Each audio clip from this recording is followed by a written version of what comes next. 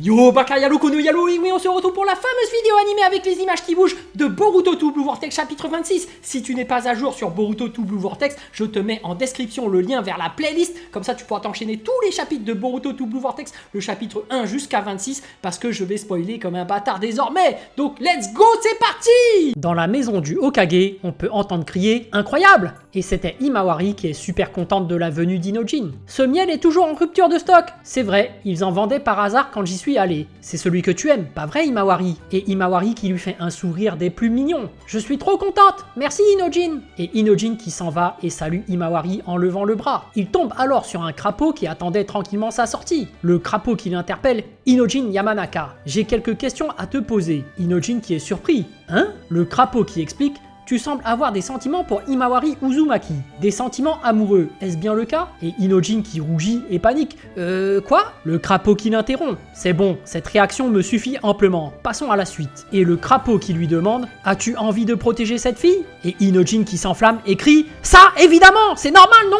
Le crapaud qui est rassuré. Bien, les vérifications sont terminées. Inojin qui est intrigué et se rapproche. Attends un peu, qu'est-ce que ça veut dire? Qui es-tu? Le crapaud qui lui répond. Nous avons les mêmes intérêts. Si tu veux en savoir davantage, viens avec moi. Et Inojin qui se fait téléporter par un Chosei no Jutsu. La fumée se dégage et Inojin aperçoit la silhouette de Kashin Koji. Inojin qui est surpris. Qui es-tu? Kashin Koji qui se présente. Je suis Kashin Koji. Je me bats pour protéger cette planète de la menace des Shinju humains. Inojin qui tilte. Kashin Koji, un survivant de Kara, et derrière Inojin, quelqu'un qui dit « Ce n'est pas pour te menacer, mais il n'existe pas d'issue physique dans ce lieu. » Autrement dit, actuellement, tu n'as pas d'échappatoire. Et c'était Boruto qui est tranquillement assis sur un fauteuil et qui tape la pose d'Itachi. Mais ne t'inquiète pas, après la discussion, on te laissera repartir sain et sauf. Inojin qui se retourne pour le voir. Boruto! Pendant ce temps, Jura, Hidari et Mamushi sont dans leur repère. Hidari qui fixe Jura. Jura qui a des larmes qui sortent de son œil. Hidari qui demande alors « Hé, qu'est-ce qui se passe? C'est quoi ça ?» Mamushi qui le regarde sans rien dire. Jura qui explique « Ceci est un livre qui fait partie de la catégorie des romans. Il s'agit d'une histoire fictive. Wolfius, un manga disponible légalement et gratuitement sur Mangadraft, je l'avais sous-estimé. Il semble que j'ai été ému sans le vouloir. » Hidari qui constate « Toi, une chose semblable t'est déjà arrivée il n'y a pas longtemps. » Et un flashback de Matsuri en larmes remonte à Jura. Jura qui décrit « C'était les émotions de Matsuri. Au contact de Konohamaru, elle a ressenti différentes émotions. La colère, la tristesse, et elle a eu aussi, et Jura qui est concentré et annonce un aperçu de l'amour. Mamushi qui entend, mais continue à regarder son magazine de restaurant végétarien. Jura qui explique « J'ai acquis beaucoup de choses à travers Matsuri. Ses larmes en font partie. » Jura qui fixe Hidari et demande « Ça te répugne ?» Hidari qui lui renvoie le regard et répond « Non, c'est intéressant. » Jura qui reprend « Cela étant dit, c'est loin d'être suffisant. Pour comprendre l'amour et le contrôler, davantage d'informations sont nécessaires. » Mamushi qui l'interrompt. Tiens, à ce propos, ce n'est peut-être pas une grande information, mais Mamushi qui s'exprime.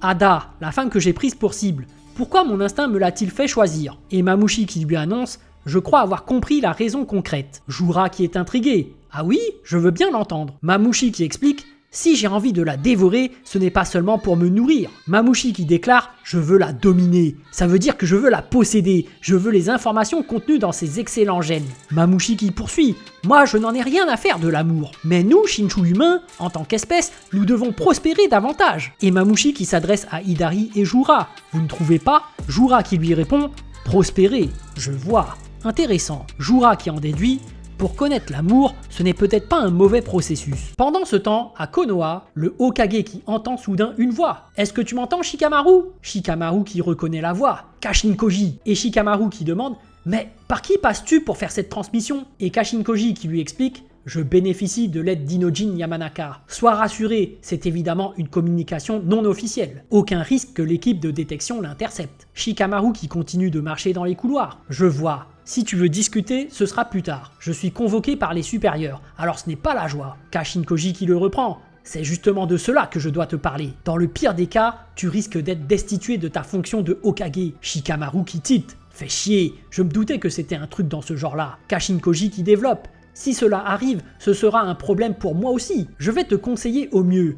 Mais ce qui adviendra ne dépendra que de toi. Agis avec prudence. » Shikamaru qui est sur le point d'arriver dans la salle et qui déprime. « C'est relou, ça me donne envie de démissionner direct. » Shikamaru qui ouvre la porte. « je me permets d'entrer. Et déjà sur place, les deux doyens accompagnés de Sai et Konohamaru l'attendaient. Un représentant du pays du feu lui adresse la parole. Eh bien, cela fait bien longtemps, le 8e. Et ce représentant qui regarde Shikamaru de haut, ou plutôt le Hokage intérimaire, Shikamaru Nara. Shikamaru qui se prosterne.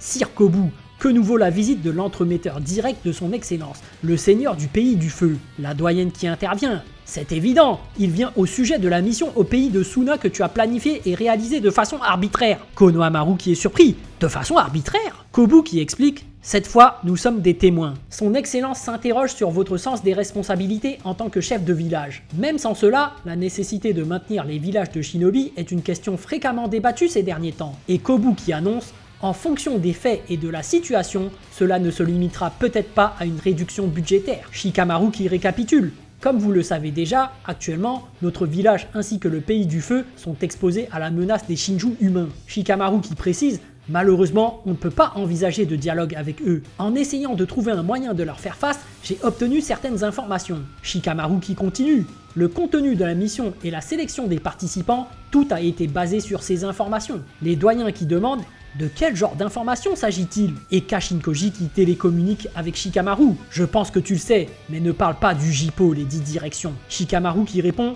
je ne peux pas vous en dire davantage. Le doyen qui commence à perdre patience. Toi, Shikamaru qui précise, c'est pour la sécurité de tous. À la base, la véracité n'est pas démontrée. Shikamaru qui rebondit. Toutefois, quand on est en première ligne, il arrive que l'on doive se baser sur des éléments incertains. Cette fois, je me suis fié à mon instinct. Et avec ces informations, j'ai jugé qu'il fallait se lancer. Et Shikamaru qui déclare, j'ai planifié cette mission en étant prêt à endosser l'entière responsabilité au cas où cela tournerait mal. Konohamaru qui est ému, le 8e. Les doyens qui reprennent la parole. Mettons de côté le contenu même de ces informations. Ce qui nous amène le plus à nous interroger, c'est leur source. Et le doyen qui regarde droit dans les yeux Shikamaru, je ne le pense pas, mais la personne qui t'a fourni ces informations, ce n'est tout de même pas ce traître de Boruto. Et Shikamaru qui en reste sans voix. La doyenne qui reprend la parole. On ignore pourquoi, mais il semble connaître les mœurs des Shinju humains. Certains font courir avec conviction la rumeur selon laquelle il serait de connivence avec eux. Et la doyenne qui déclare, il duperait les villageois en les appâtant avec des informations. Et il s'agirait d'une vile stratégie visant à détruire Konoha de l'intérieur. Et Konohamaru qui écoute attentivement, afin de se venger du village qu'il a expulsé. Konohamaru qui l'interrompt. Attendez, cette façon de voir les choses est trop... Mais Shikamaru qui le coupe. Arrête Konohamaru. Mais Kashinkoji qui reprend Shikamaru. Non, laisse-le parler. C'est l'occasion d'empêcher leur lance de se diriger vers toi. Et Shikamaru qui se résigne. Arc. Konohamaru qui prend alors la parole. Lors de cette mission, Boruto m'a sauvé la vie. Il ne s'agit que d'une impression personnelle, mais à aucun moment je n'ai ressenti de sa part l'intention de vouloir nuire à Konoha. Le doyen qui est surpris. Qu'est-ce qu'il prend, Sarutobi? Serais-tu en train de prendre sa défense? Konohamaru qui répond, non, je me dis juste qu'il a peut-être ses raisons. La doyenne qui l'insulte. Imbécile, as-tu oublié? À l'origine, il a tué le Hokage. Il s'agit d'un grand criminel qui fait l'objet d'une mise à mort. Et la doyenne qui insiste. Nous demander d'écouter un criminel est une ânerie. Sur ce point, il n'y a aucune discussion possible. Mais Konohamaru qui insiste. Grand conseiller, mais ça suffit Konohamaru. Kobu qui les coupe. Cette mission semble à première vue être une réussite. Toutefois, et Kobu qui les regarde de travers, si dans le noyau du village, il existe un contact secret en lien avec ce criminel, l'histoire est tout autre. Cela devient un grand problème pour la sécurité du pays du feu, mais également pour le prestige de Konoha. Kobu qui interpelle alors la sécurité. Sai Yamanaka, arrête et emmène Konohamaru Sarutobi. Je vais l'interroger moi-même. Sai qui s'exécute, c'est entendu. Kobu qui annonce retrouver toutes les personnes qui ont été en contact direct avec Boruto, toutes sans exception. Et Kobu qui en déduit, lors de son interrogatoire, comment Boruto a-t-il pu se libérer et s'enfuir? Il doit nécessairement avoir un contact secret complice de son évasion. Et Kobu qui déclare on va le retrouver. Et Inojin qui assurait la télétransmission et qui a tout suivi. Il se retourne vers Koji et demande « Vous communiquez secrètement sans suivre la procédure hors du champ de l'équipe de détection. Qui plus est, en pleine entrevue dans la haute sphère de Konoha. Sans compter qu'il est interdit de faire un usage privé de la transmission. » Inojin se tourne vers Boruto et demande « J'ignore combien de règles ont été transgressées rien que tout à l'heure. Vous faites souvent ce genre de choses ?» Kashinkoji qui lui explique « On est des fugitifs. On n'a pas d'autre choix que de passer par la voie non officielle. » Et Kashinkoji qui précise « Et toi, Inojin, n'oublie pas que tu viens d'y participer grandement. » Boruto qui ajoute « Ses ennemis sont capables de tout. » Et Boruto qui déclare « Dans ce cas, nous aussi, nous devons nous adapter aux méthodes de l'ennemi.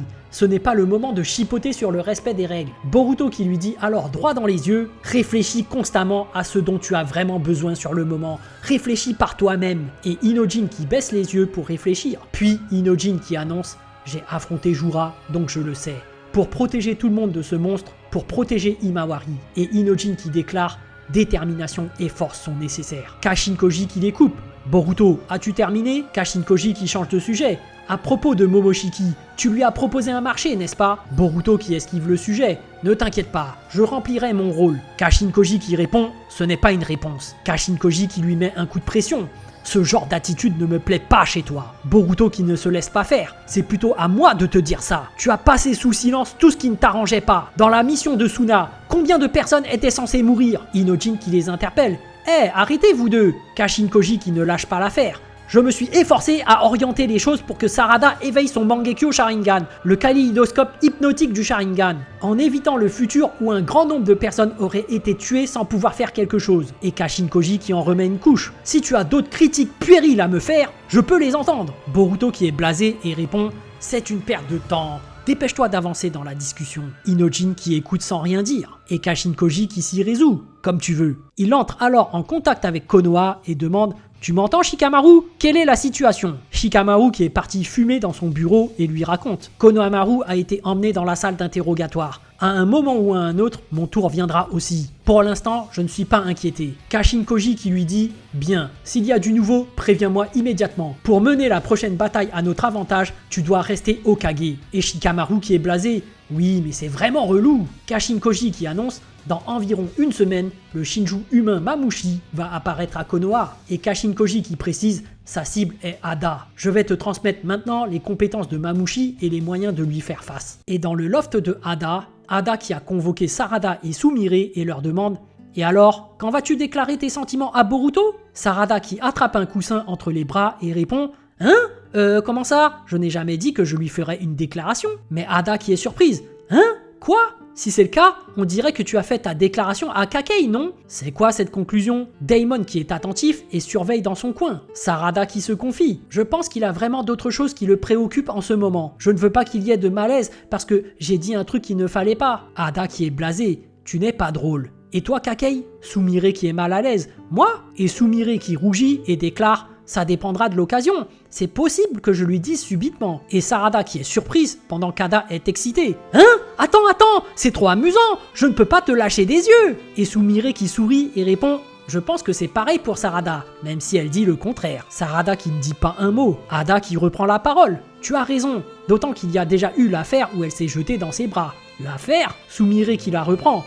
Mais finalement, ce qui compte, ce sont les sentiments de Boruto. Sumire qui ajoute comme le dit Sarada, il est probable qu'à l'avenir aussi, il ait d'autres priorités. Et Sarada qui serre fort son coussin. Ada qui les fixe du regard et constate « Au fait, c'est bizarre de vous dire ça après avoir écouté vos confidences amoureuses, mais... » Et alors que Sarada et Sumire ne se doutaient de rien, Ada en déduit « Vous deux, vous n'êtes pas captivés par moi, n'est-ce pas ?» Et Sarada et Sumire qui restent figés sans rien dire. Daimon les observe attentivement et se montre menaçant. Un souvenir des paroles de Shikamaru qui remonte. Écoutez-moi bien, faites en sorte que personne ne le découvre, surtout pas Daimon. Et Sarada et Sumire qui se souviennent de leur mission secrète. Si le pouvoir d'Ada ne fonctionne pas sur vous, vous êtes en position de pouvoir la tuer. Vous comprenez ce que ça veut dire? Et Daimon qui les fixe d'un regard de plus en plus méfiant et hostile. Si Ada et Daimon le découvrent, ils ne vous laisseront peut-être pas en vie. Ada qui insiste. Ça paraît clair, non? Alors que je suis devant vous, vous arrivez à dire que vous êtes amoureuse d'une autre personne que moi? Ada qui en déduit.